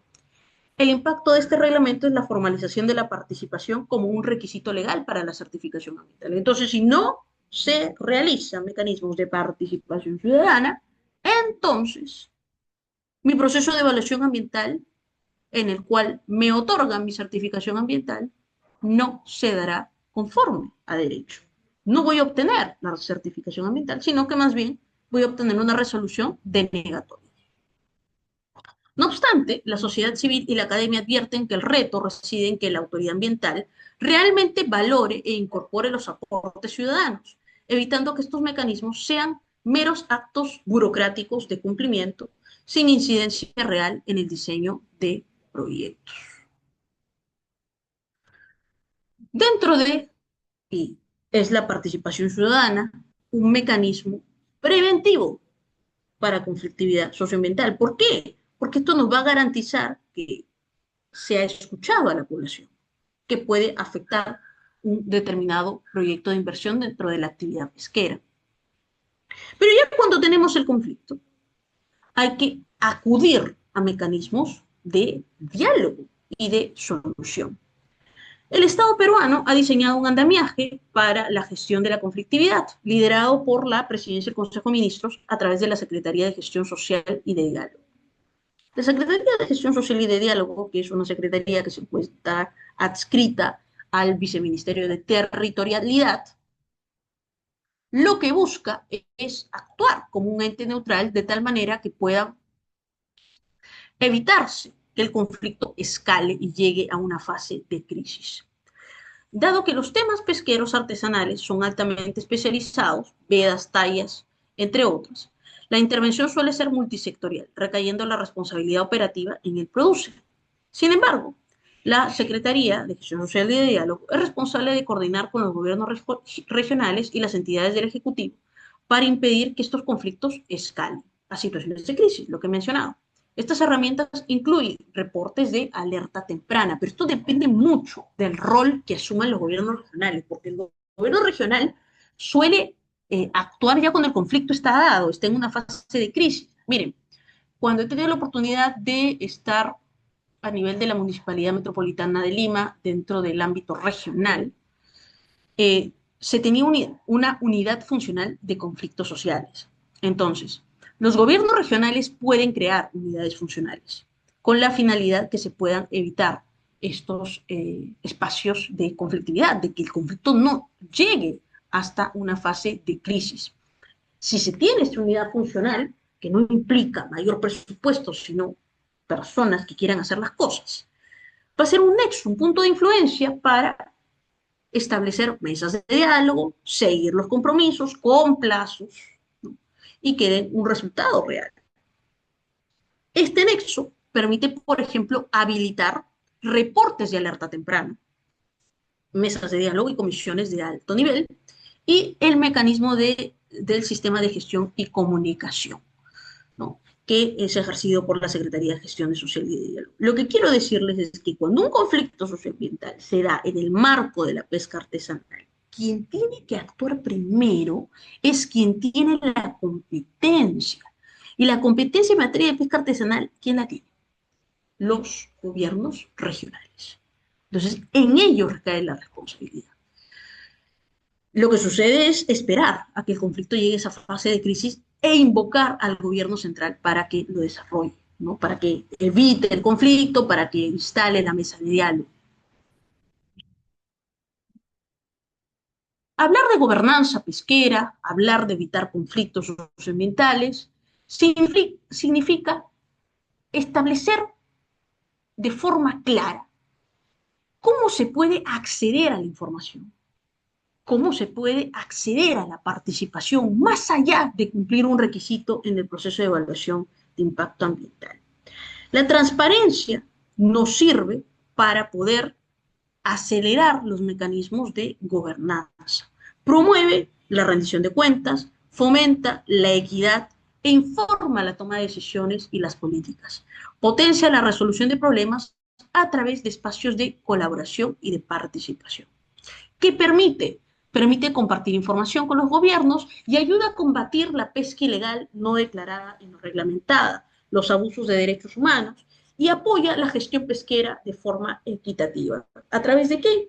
A través de la identificación, autorización, el manejo de registros, el cumplimiento de las normas. Dentro de los mecanismos de diálogo y de solución de conflictos también está la Oficina General de Asuntos Socioambientales del Ministerio del Ambiente, que si bien no tiene una competencia directa en materia pesquera, sí que puede servir como un punto de enlace con la Secretaría de Gestión Social y de Diálogo. Por mi parte, yo aquí les he establecido un cuadrito acerca de cómo se pueden solucionar los conflictos socioambientales a través del diálogo, la negociación, qué acciones se deben realizar, qué beneficios se dan a partir de estas dinámicas, la evaluación de impacto social y ambiental para poder identificar aquellos escenarios de conflictividad, el monitoreo participativo, post mesa de diálogo, monitorear con la finalidad de alcanzar las metas establecidas en los acuerdos diseñados y el desarrollo y fortalecimiento de capacidades dentro del proceso, nivelar la cancha en la negociación y asegurar que las soluciones sean de carácter sostenible a largo plazo. Alternativas de solución en el marco del sector pesquero, fortalecimiento de la gobernanza ambiental y social, mejorar la gestión estatal, gran reto el que se tiene, participación efectiva, transparencia y acceso a la información a través de mecanismos de monitoreo, diálogo y mediación imparcial, facilitación a través de terceros, he indicado, no siempre es el Estado el mejor mediador, se pueden acudir a organismos no gubernamentales, asociaciones civiles, espacios académicos, cooperación internacional, plataformas de diálogo permanente, la sostenibilidad de las soluciones es lo que nos ayuda a fortalecer la gobernanza, enfoque en el desarrollo sostenible territorial, promover las inversiones con enfoque de sostenibilidad, trabajar planes de desarrollo concertado. El nivel municipal es uno de los niveles más operativos en materia de administración de recursos naturales. Dentro de los casos emblemáticos que podemos mencionar, está el último caso sobre en la Corte Suprema, acerca de prohibir la pesca industrial en las áreas naturales protegidas. Las áreas naturales protegidas son espacios de conservación que guardan una protección a nivel constitucional, pero también a nivel del derecho ambiental internacional. Entonces, ¿por qué creen que existen áreas naturales protegidas? Y entre ellos tenemos, por ejemplo, la Reserva del Mar Tropical de Grau, la Reserva Nacional de Paracas, entre otros. ¿Qué buscan las áreas naturales protegidas? Mantener esos espacios de conservación de flora y fauna silvestre, algunas que se encuentran en vía de extinción, pero es mantener la biodiversidad, mantener el equilibrio ecosistémico. Y esto se condice con el protocolo de Río del año 92, que el Estado peruano ha suscrito y ha ratificado. En la declaración de Río 92 dio lugar al convenio sobre diversidad biológica y con ello a los protocolos, entre los cuales está el protocolo de Cartagena. Esto dio lugar a la meta Aichi número 11 que el Estado peruano tiene que cumplir, que es la gestión y manejo integral de áreas naturales protegidas. Entonces, cuando yo hago un área natural protegida, ¿qué busco prevalecer? La conservación de los espacios de flora y fauna silvestre. Y establezco un plan maestro donde se señala los niveles de compatibilidad en cuanto a las actividades de determinada zonificación se puede hacer. Entonces yo no puedo, sobre texto del crecimiento económico, establecer pesca industrial que cause ecosistemas, porque estoy transgrediendo la finalidad de las áreas naturales protegidas. Otro caso que lo hemos tenido también de forma reciente es el impacto en cuanto a las vedas y el cuestionamiento que se hace al PRODUCE sobre ello en la zona de Sechura y Piura, y el hecho de habilitar la actividad petrolera en nuestro mar, lo que ocasiona un impacto real con la pesca artesanal. Esta no es una problemática que solo se da en Piura, sino que se viene dando también en el departamento de Lambayeque. Algunos casos que nos sirven de precedente vinculante, que se pueden invocar en materia de pesca. La casación 384-2013, aunque se origina a partir de un derrame de mercurio, es un precedente fundamental aplicado a la pesca para establecer la responsabilidad civil extracontractual objetiva. Se utiliza para acreditar el daño a los recursos hidrobiológicos y el nexo causal con la actividad riesgosa. ¿Cómo yo puedo establecer que existe un daño ambiental? ¿Por qué? Porque existe una conexión entre la actividad riesgosa y el daño ocasionado. ¿Cómo se llama esta conexión? Nexo causal o principio de causalidad. Esta actividad riesgosa, petróleo, ¿no? Un daño al mar de Ventanilla. Nexo causal, se cumple la regla, ¿no? Sin necesidad de probar dolo o culpa. Sentencia del TC, expediente 0018-2021-AI, acción de inconstitucionalidad. Define la mal llamada constitución ecológica. Si bien esta es una definición del Tribunal Constitucional y estoy convencida que el 90% de especialistas en materia ambiental van a decir que tenemos constitución ecológica, la respuesta de mi parte es no. No tenemos constitución ecológica. Esto es un copy-pega de la constitución colombiana. La constitución colombiana sí tiene una constitución ecológica. ¿Por qué nosotros no tenemos una constitución ecológica? Nosotros no hemos establecido por parte del Estado un deber de protección ambiental a nivel constitucional. Sí se desarrolla a nivel del Tribunal Constitucional, pero no consideramos el tema de la protección ambiental como un eje esencial dentro del Estado de Derecho. Lo que nosotros tenemos a nivel de recursos naturales es una constitución de carácter económico, donde se habla de sostenibilidad. Eso tiene que ver con el enfoque de la legislación peruana. ¿Cuál es nuestro enfoque? El desarrollo sostenible. Nada más. No tenemos un enfoque, una visión ecocéntrica y una protección especial a determinadas zonas. ¿Que hay un desarrollo infraconstitucional con las leyes sobre la materia? Sí, pero a nivel constitucional no hay una forma explícita donde el Estado tenga un deber de protección ambiental establecido en nuestra Constitución. En la del 93 no está. En la del 79 sí que existía una prohibición por parte del Estado de no contaminar. Era más protectora de la sociedad civil. Pero sí que le otorga al Estado la obligación de regular los recursos naturales, ese famoso dominio eminencial.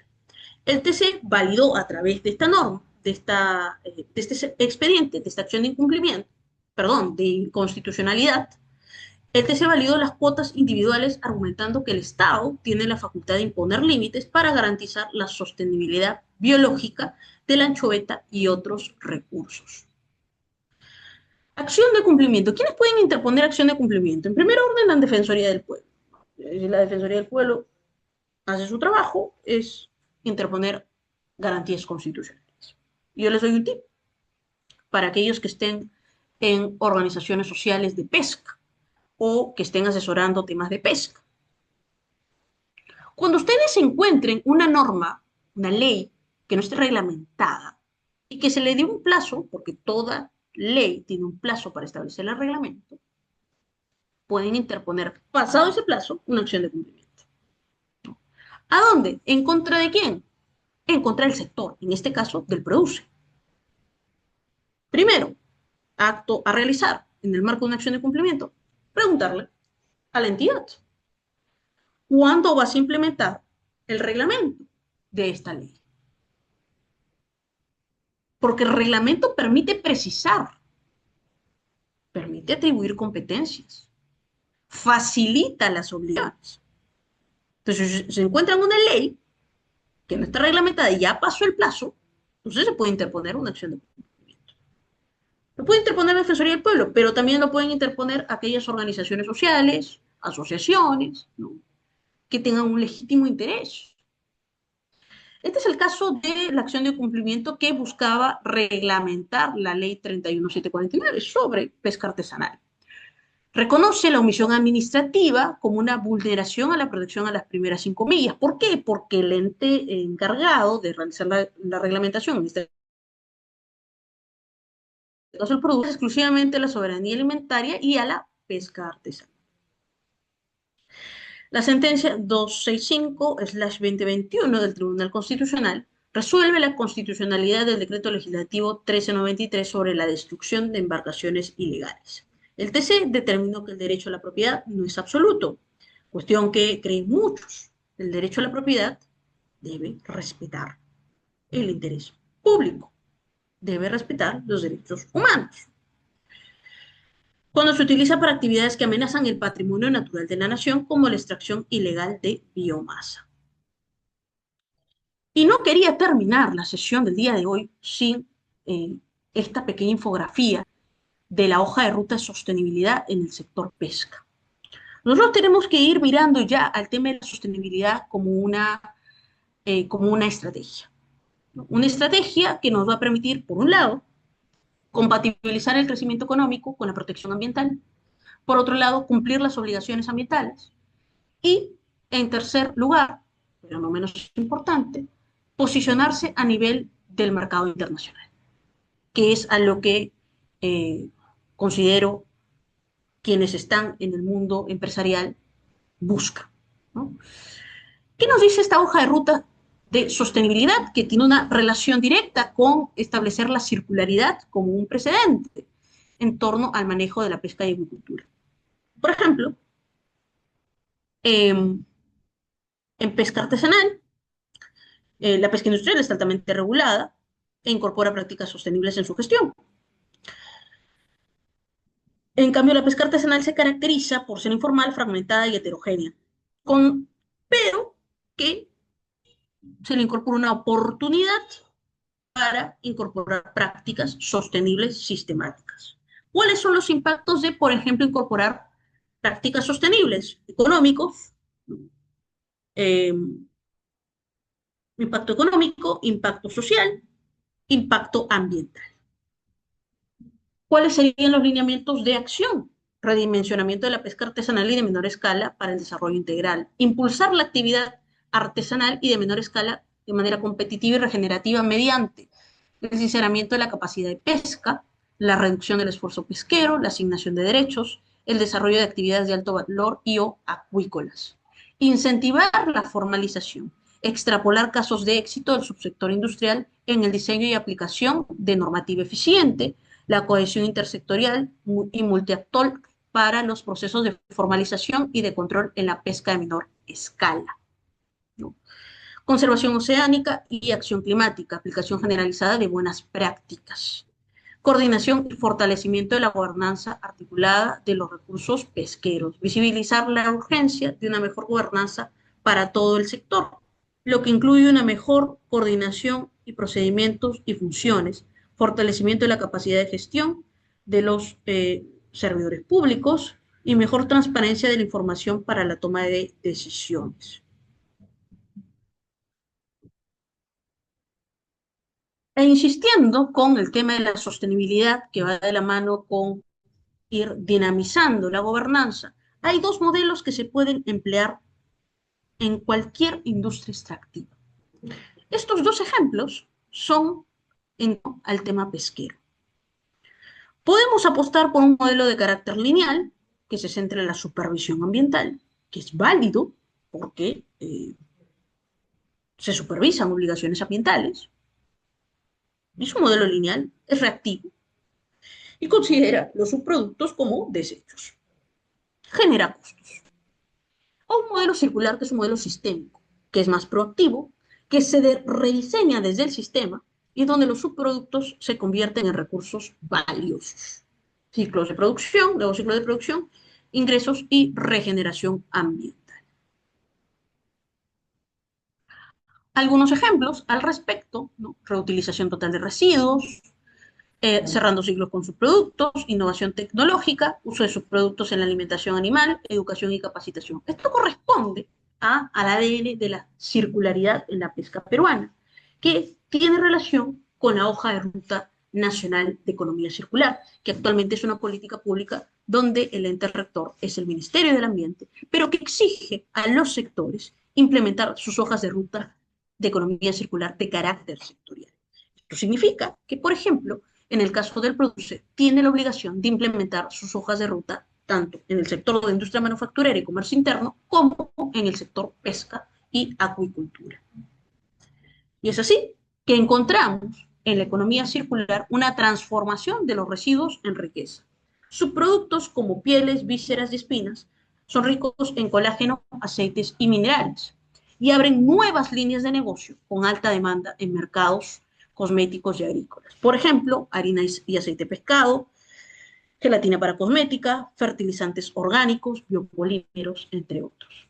El impacto no es solo económico, sino también ecológico. Un modelo circular reduce la presión sobre los ecosistemas marinos y contribuye de manera activa a su regeneración, asegurando la sostenibilidad del recurso a largo plazo. Otra de las novedades que tenemos en materia de sostenibilidad es el proyecto de decreto supremo sobre el nuevo reglamento de ordenamiento pesquero en la Amazonía peruana. Y es el claro ejemplo de cómo la sostenibilidad en el caso peruano está tomando una forma de estrategia y no solo de un tema de carácter voluntario. ¿Qué busca este proyecto de decreto supremo? Todavía no es una norma, es un proyecto. La pesca en la Amazonía evoluciona y este nuevo decreto busca derogar el antiguo reglamento del año 2009 para implementar una estructura más ágil y adaptada a la realidad actual. Esta evolución implica un nuevo proyecto de ROP, enfoque científico, inocuidad y enfoque ambiental. Aquí no se elige entre economía y naturaleza, sino que más bien se busca esa integración y compatibilidad.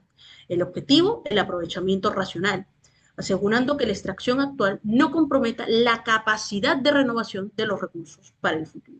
Esto significa evitar la sobreexplotación mediante cuotas científicas, proteger la biodiversidad y fortalecer el crecimiento económico donde la industria pesquera sea potente, pero al mismo tiempo responsable. Fiscalización, uso de explosivos, como infracciones muy graves, se han endurecido las sanciones, especies ornamentales, prohibición estricta del comercio y transporte de especies de escama o cuero protegido, respeto al PROMAPE, programas de manejo pesquero.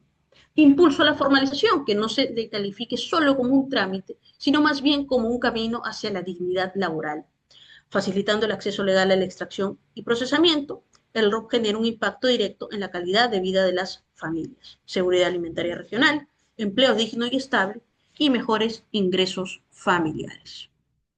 Antes de pasar a las dos últimas diapositivas, si hubiesen interrogantes, me gustaría dar respuesta a algunas de ellas. Empezaré de abajo hacia arriba.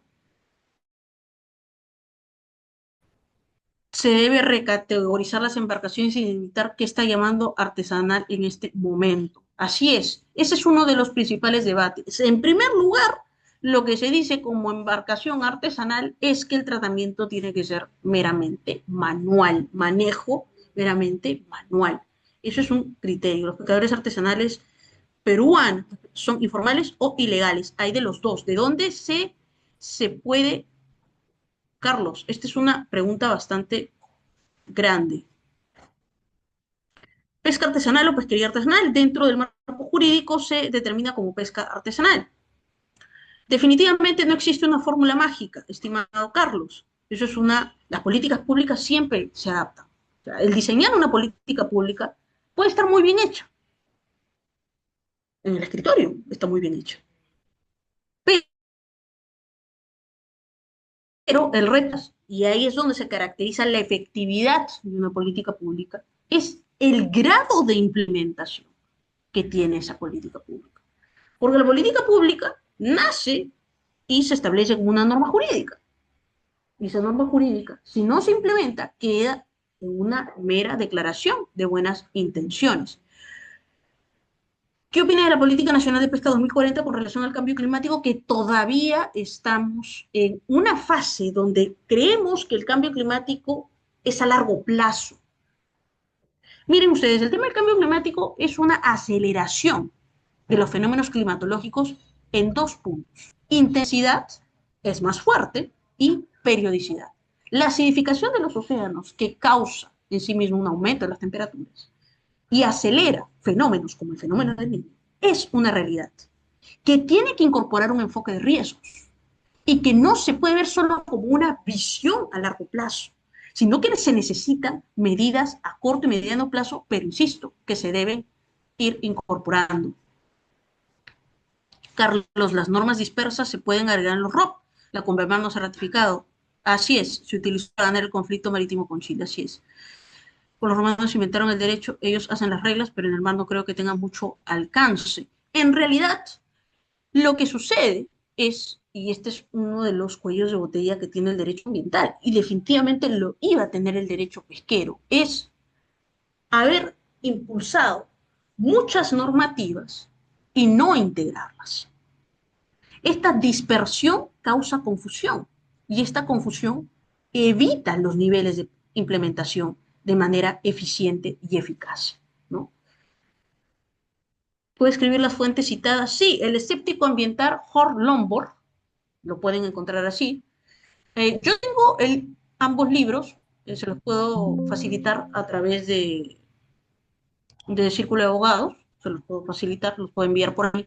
No, el escéptico ambiental Horst Lombard y la paradoja de Giddens, con doble D, de Anthony Giddens, ¿no? El derecho pesquero, depende de qué visión o enfoque se quiera aplicar. El derecho ambiental es lo macro, el derecho pesquero es un componente dentro del derecho ambiental. Se compatibilizan, unos dicen que no deberían estar dentro de la misma línea, sino que solo deberían ser complementarios, como nos dice Carlos por aquí, y es correcto, se relacionan en que ambas buscan proteger los recursos naturales del ecosistema. Así es, Byron, pero la diferencia que podemos establecer es que el derecho pesquero es mucho más de carácter económico, ¿no? Tiene un enfoque más económico que de sostenibilidad. El derecho ambiental es más conservador en ese sentido, ¿no? Bien, para ir terminando, ¿cuáles son los retos en materia del derecho pesquero? Fortalecer la fiscalización compartida. Es urgente delimitar las responsabilidades territoriales, una de las falencias que tenemos a nivel de nuestro mar, entre Produce y los GORE, otorgando estos últimos recursos para patrullajes conjuntos con la DICAPI. Institucionalización de la participación ciudadana. La aplicación del Decreto Supremo 17-2022 debe ser rigurosa, asegurando que los aportes de las OSPAs sean vinculantes en la mitigación de impactos ambientales frente a proyectos industriales. Transparencia en la información científica. El IMARPE debe fortalecer sus canales de comunicación con los pescadores artesanales, integrando el conocimiento tradicional en las evaluaciones de biomasa para reducir la desconfianza que generan las vedas repetidas. Blindaje legal a nivel de ANPs. La prohibición de la pesca industrial en las ANPs es necesario que deba darse para evitar cambios reglamentarios y esto debe elevarse a nivel de ley. Cierre de brechas en infraestructura sanitaria, la modernización y sobre todo la puesta en operatividad de los DPA es la mejor herramienta de prevención de conflictos, ya que mejora la rentabilidad de la pesca artesanal y reduce la dependencia de subsidios estatales.